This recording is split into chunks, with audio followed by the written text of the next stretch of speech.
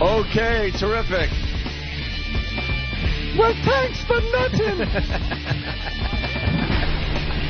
I feel naked without our machines. We didn't even bring them this time. They weren't missed yesterday, that's for sure. Nah, there was just so much going on with the program yesterday. We didn't need no damn machines. What the hell was that? Wow, that was a little strange. What happened there, Opie? You yelled, and all of a sudden I heard an echo that was at twice the volume. Blew my ears out. I don't know. It was in my brain, and then all of a sudden I decided to say it. It was really...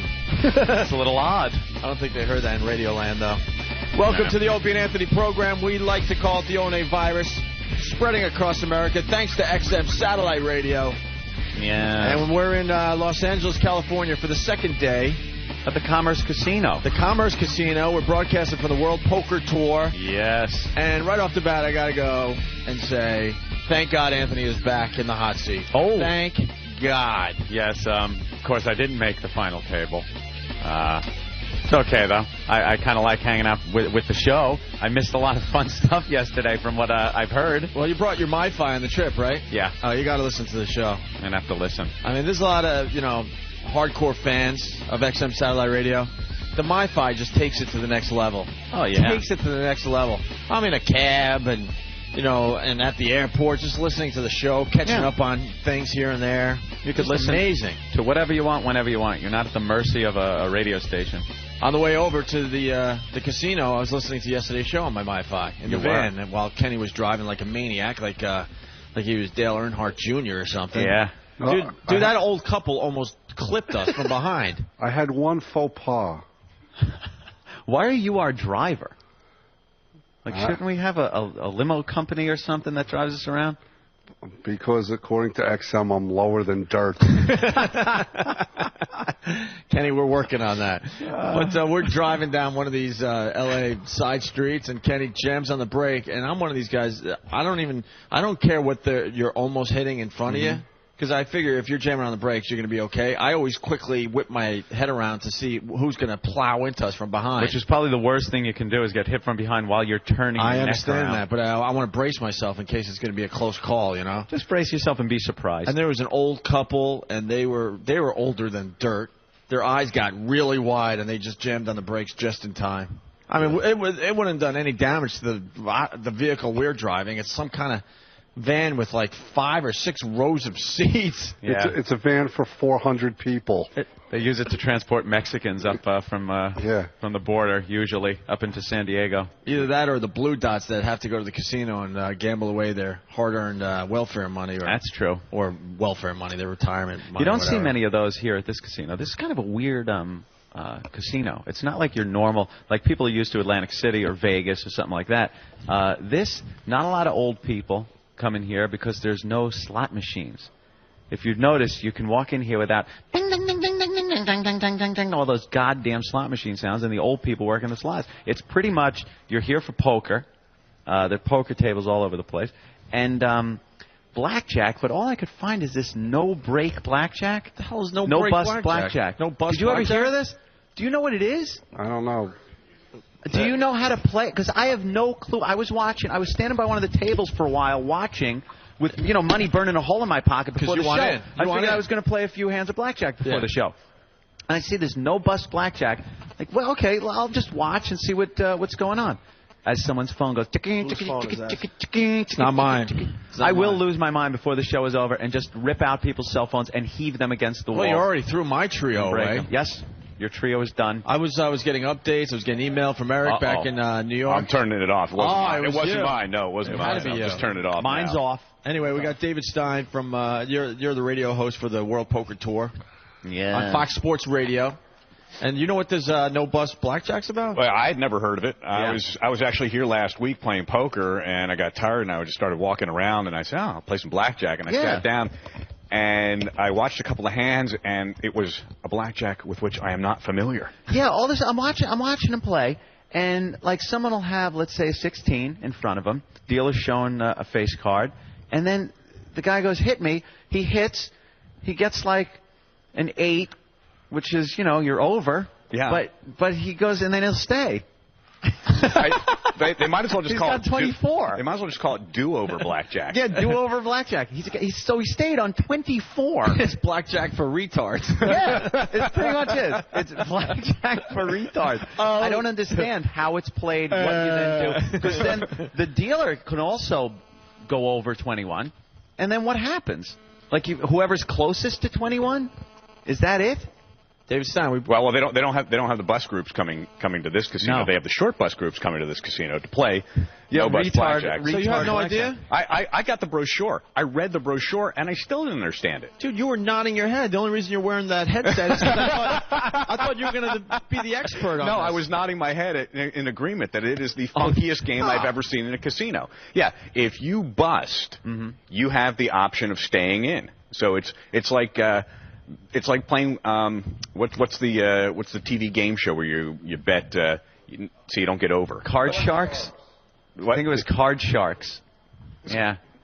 David, you're adding nothing to this. I'm adding absolute. I'm here for the poker. I'm Pokerlicious. I was like thinking, Ann comes up with a good point, and I'm thinking, oh, we got the answer right here. He's sitting in the front row of this empty room. Thought he had it. There's no one else to talk to here. Can somebody run down and get a brochure for me? And next thing I know, he has no clue. You know what? Brush up. We'll have you back on. and get a brochure, brush up, and then you can explain the game That's to me. blackjack.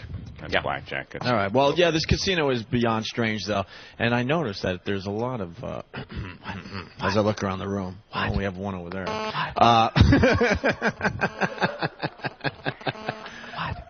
A lot of Asian guys. A lot of the guys that look like him, and then a lot of Mexicans. Well, we are, Southern California. Southern California, lots of people. But that's the only people that are playing here. Mm-hmm. Yeah, Mexican guys and Asian guys. I went into one of the other poker rooms, and it was just all like Asian guys. Yeah. They love playing the poker. Love it. But, no slot machines, no... was there any regular blackjack? I couldn't find it. There's no regular blackjack. There's no regular blackjack. No. Thank goodness. Could someone explain what this casino's all about? It's about poker, man. Yeah, but how are they allowed to do it? I have no idea. Usually it's on some Indian reservation is how they get away with it a lot of the country. Yeah, I'm trying to talk over the buzzing, humming noise. Someone's phone. Who has a phone? All right, who has cell phones right now on them? Off. Yours is off.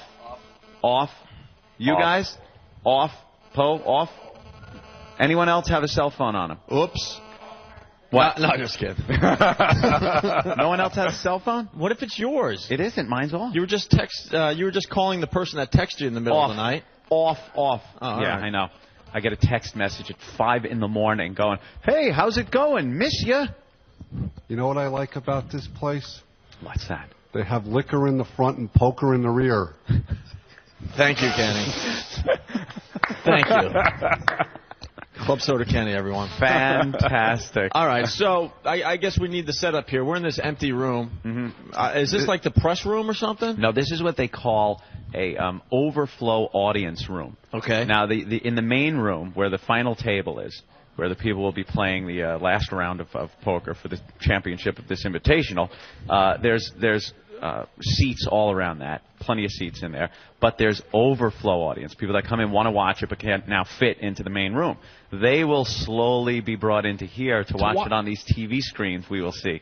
So these are just going to be people sitting here. These are people that are going to watch poker on TV? On TV. There's about 100 seats in here. Yeah. They're going to be watching it on TV with us sitting here in front of them saying stuff that they probably don't want to hear. So there's going to be a room full of losers. And I'm not talking about people that were in the tournament that didn't go far. Yeah, like losers in life. I can't really Who watches poker on TV next door to where they're actually doing it? Same people are watching televised fishing, and it's big. Yeah, but I think if you're at home watching it, it's cool. You're not at the event, so you want to watch it. You want to see who wins. That's cool. But to be here at the event and then watch it on a TV is a little odd. A little odd, yes. It's a little weird. You're in a casino. Go, play some no-break poker or blackjack for it. However, that's all right. Well, and the final table starts at what? 2? Final table starts at 4 o'clock. 3 o'clock? 2, 3, 4. No, I heard 2. I think maybe. I think it's 3:30. 3:15, I think. Well, I hear 5. 5, give me 5, give me 5 and a half. 5, 5, 6, 6. 3 o'clock. All right. 3 o'clock is what I heard. Well, we're just getting warmed up, and Final table. I want to thank David for fucking up the beginning of the show here by having nothing to add as far as the. I've got plenty to add from yesterday. Yeah. All right. Well, you know what? We can get into that. Done that yet. Why don't we get into that? So, Anthony's back with the show today. Yesterday was very exciting. He did the first 2 hours of the show, and then he went to table 14 to be in this tournament.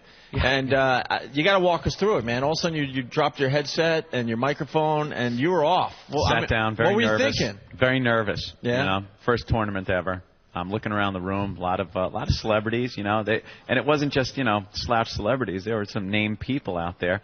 The poker players, too, just, you know, legends in poker and poker players that I've seen on TV playing. And, you know, you're a fan of these guys. And they're sitting there, you know. They're in my case, at the table I'm sitting at. So it was pretty nerve-wracking at first. You can only put it to somebody as picture you're a Yankee fan, and all of a sudden you're brought out onto the field to play, you know? How would you feel? You'd be a little nervous, you know, in that whole setting, and you're looking around, and it's the same set that you see on television, same people. So when you first sat down, from my vantage point, you looked scared shitless. I got to admit. And then sitting there, I'm like, and then after, but the funny thing is, I was looking at you going, man, he's trying to look cool, calm.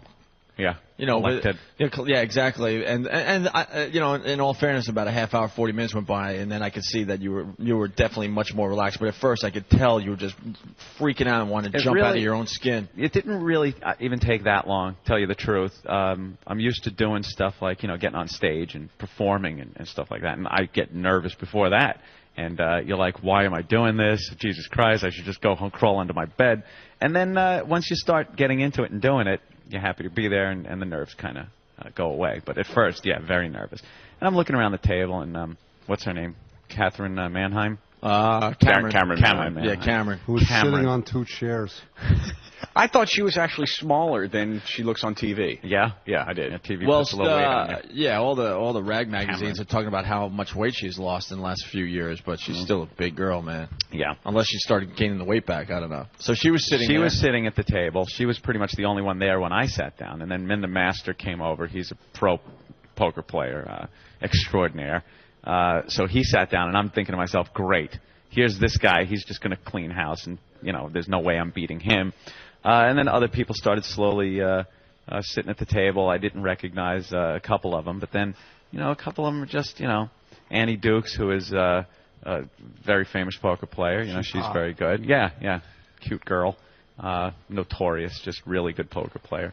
And I just started trying to get into a rhythm, you know, and I stuck to my strategy. I wasn't going to jump out there and be too aggressive at the beginning. And I lived through a couple of people getting booted out and stuff like that. So the strategy worked. It worked very well. I won a few hands. It was very exciting, you know, putting a big bet in there and watching someone like the Master just back down and fold his hand, and I, you know, rake it in. Felt pretty good, you know, at the tournament. And after a while, the blind bets, the mandatory blinds and the antes started going up. Now, if you can win enough hands to keep yourself even to pay for the price of just playing, which are the antes and the blinds, that's fine. But as the time goes by, these antes and blinds go up in value. So now you got to win more, so you got to be a little more aggressive. I was getting shit cards. No excuses, it happens, but I really was being dealt crap. The only pair I was dealt the entire time was a pair of 9s and a pair of 7s. That was the only pocket pairs I was ever dealt the whole time I was sitting there. So I was getting some pretty crappy cards. I decided to play an ace-5 suited. Figured, what the hell, you know, I got to start being a little more aggressive. So I put in, and this was when, what's his name? Yeah, Phil Gordon comes over. He had sat down, which made me just go, oh, Jesus Christ, now I know it's completely over when Phil Gordon sits down. So now you got 3 professional poker players at your table at this point. He comes over with a stack of chips and goes, hey, is there an empty seat here? Like, oh, Jesus. Did he really say that? Yeah. And he sits down, and, you know, it's Phil Gordon. Well, you got to explain, as people were getting eliminated, then they would add, you know, bring more people onto your table. Yeah, so you weren't eliminating a whole table. They would just consolidate tables. Yeah, exactly. So there's a couple just of people so people left know. at one table. Yeah, so they would throw them at the empty seats at some of the other tables. So I decided to play the ace-5, and Phil's playing. I bet.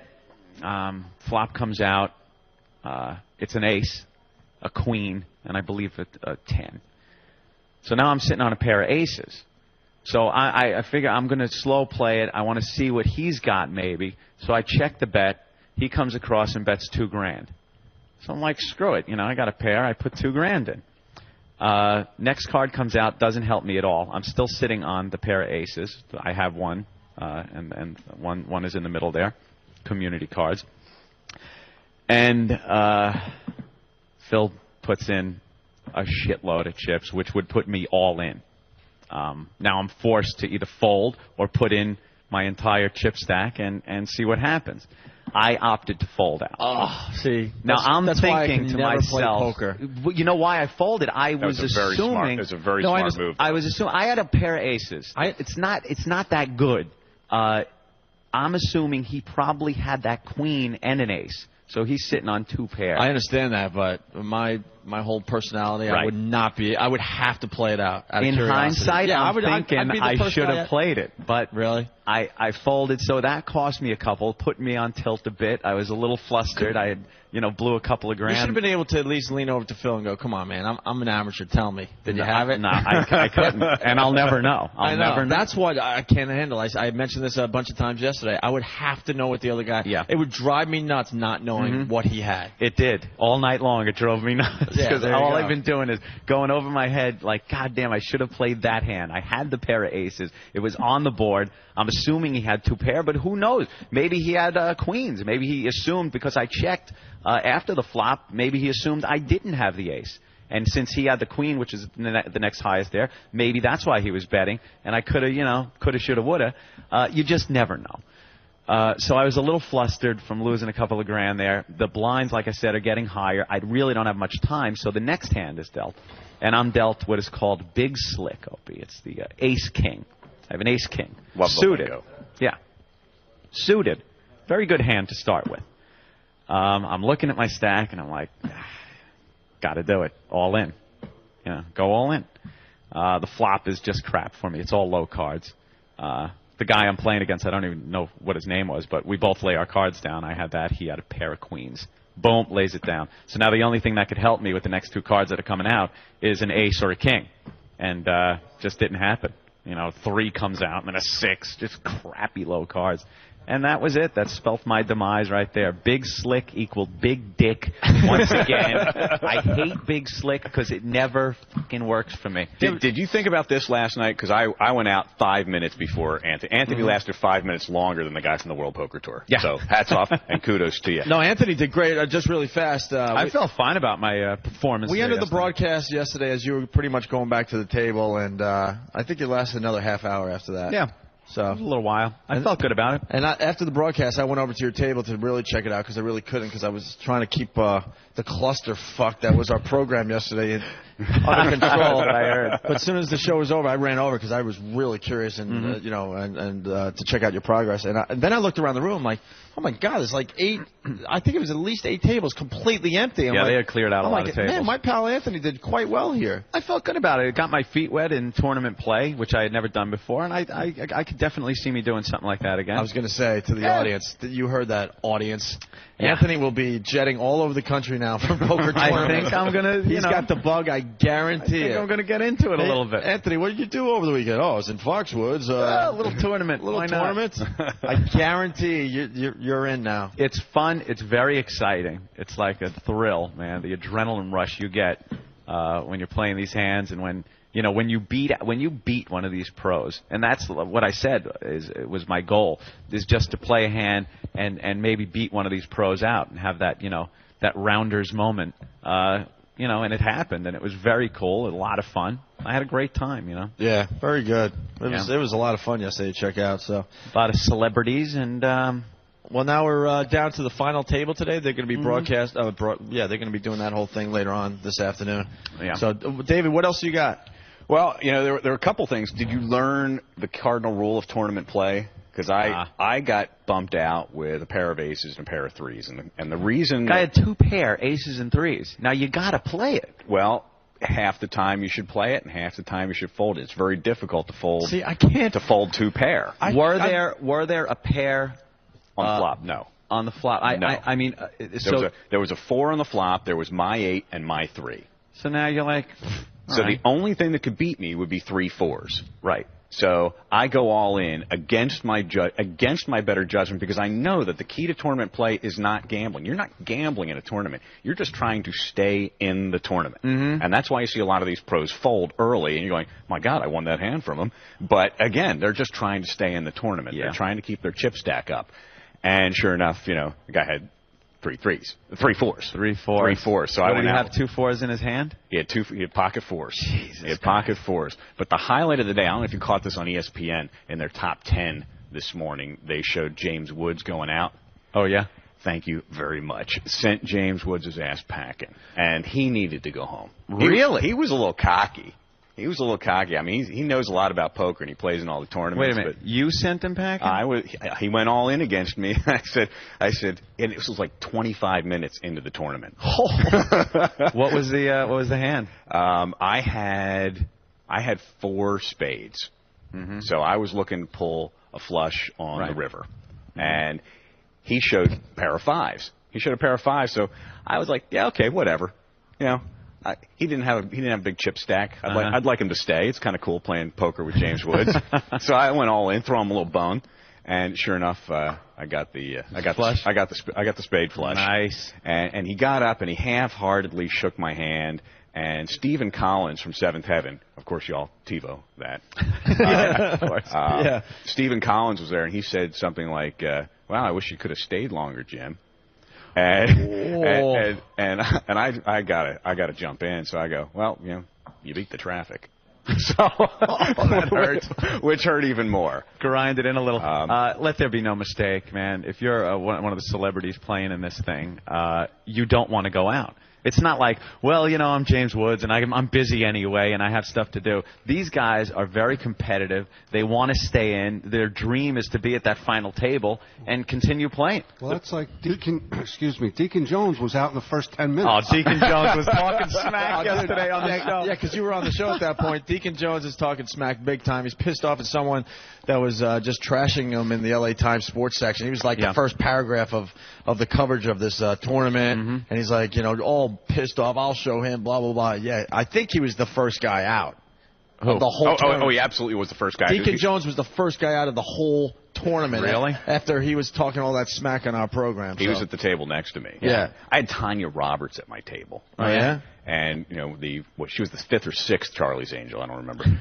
And she got to be close to 50. Yeah. And she's been to the factory a couple of times, but she looked still great. Looked good? I don't wear sunglasses at the table. I hate people who wear sunglasses at the table. Yeah. I could have used sunglasses because those things were just poke 'em in the eye the whole time. Oh, really? She was so on you the other side of the table. Inadvertent little look. She may have never played poker before. That's how. Well, I was talking how to. innocent she I was talking to. I think you were still doing the show with me. I was talking to Kelly Packard from Baywatch and Ripley's Believe It or Not, and basically admitting, like, if there was a hot chick at my table, I would have problems. I'd be too busy, taking looks and stuff, and I would be distracted. Scoping it out. And then you're like, are you pretty much trying to say that women don't have any skill in poker? And I'm like, well, I don't know, but I know I would be looking. Like I really meant that. I know.